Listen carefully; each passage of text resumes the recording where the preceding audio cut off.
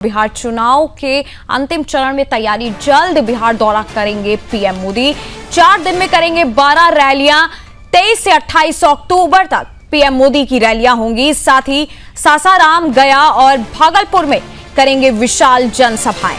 28 अक्टूबर को दरभंगा, मुजफ्फरपुर और पटना में होगी की रैली। बता दें कि बिहार विधानसभा चुनाव के नजदीक आते आते जैसे जैसे सियासत का पारा चढ़ता जा रहा है, वैसे वैसे ही हर कोई इस चुनावी समर को लेकर दिलचस्पी से भरा हुआ है। और अब इस पिक्चर में प्रधानमंत्री नरेंद्र मोदी की एंट्री होने वाली है, जो इसे नया आयाम पर पहुंचाएंगे। प्रधानमंत्री मोदी अक्टूबर के आखिरी हफ्ते से लेकर नवंबर के शुरुआती दिनों तक पूरे बिहार में कई रैलियों को संबोधित करेंगे। ये रैलियां न सिर्फ वोटरों के मूड पर असर डाल सकती हैं, बल्कि पूरे चुनावी समीकरण को पलट के रख भी सकती है। प्रधानमंत्री की पहली रैली 23 अक्टूबर को तय है। इस दिन वे सासाराम, गया और भागलपुर में विशाल जनसभाएं करेंगे।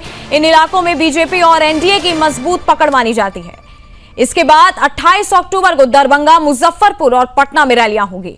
दरभंगा, मुजफ्फरपुर मिथिलांचल के दिल माने जाते हैं और पटना तो राजधानी होने के साथ साथ राजनीति का बड़ा केंद्र भी है। प्रधानमंत्री मोदी की भाषण केवल जनता से जुड़ने का जरिया नहीं, बल्कि पूरे बिहार को यह बताने का सशक्त माध्यम होंगे कि बीजेपी इस बार चुनाव में जीत के लिए कमर कस चुकी है।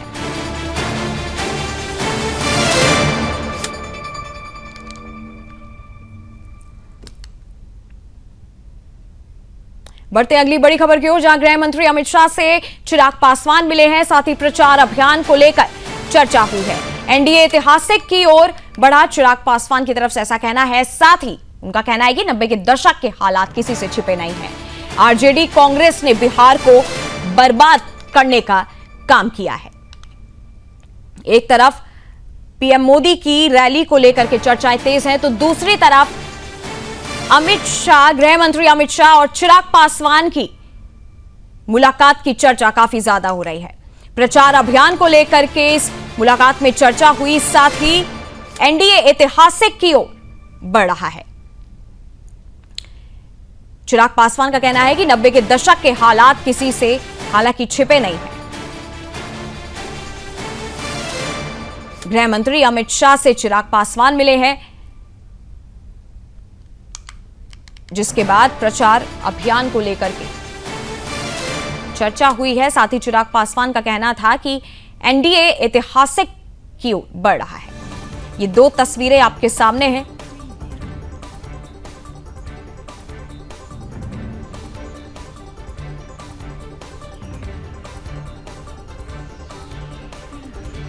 इन 2 तस्वीरों में आप देख सकते हैं कि एक तरफ गृह मंत्री अमित शाह और चिराग पासवान की मुलाकात की तस्वीर और दूसरी तस्वीर में प्रधानमंत्री नरेंद्र मोदी की रैली की तस्वीर आपके सामने है।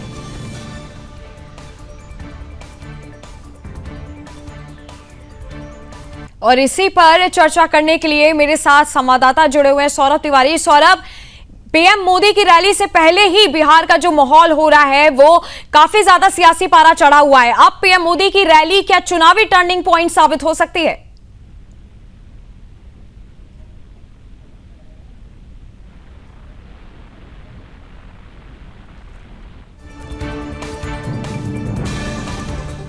हालांकि कुछ टेक्निकल इशू की वजह से सौरभ तिवारी अभी नहीं जुड़ पा रहे हैं। फिलहाल 2 तस्वीरें हम आपको आपके सामने दिखा रहे हैं, जिसकी चर्चा फिलहाल तेज है।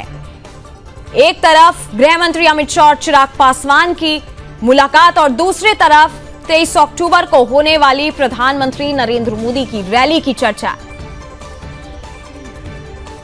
बिहार में विधानसभा चुनाव का शंखनाद एक तरफ हो चुका है। हर पार्टी जनता का विश्वास जीतने में लगी है और अब प्रधानमंत्री नरेंद्र मोदी की रैली 23 अक्टूबर को तय की गई है।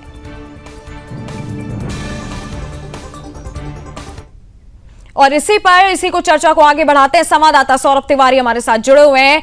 सौरभ, आपको आवाज आ रही, सुन सकते हैं आप मुझे? जी बिल्कुल। जी सौरभ तिवारी, जिस तरीके से चुनाव से पहले ही जो है बिहार का जो सियासी पारा है वो चढ़ा हुआ है, लेकिन अब पीएम मोदी की रैली क्या टर्निंग पॉइंट साबित हो सकती है चुनाव में? जी देखिए, प्रधानमंत्री की जो रैली की शुरुआत हो रही है वो 23 तारीख से हो रही है।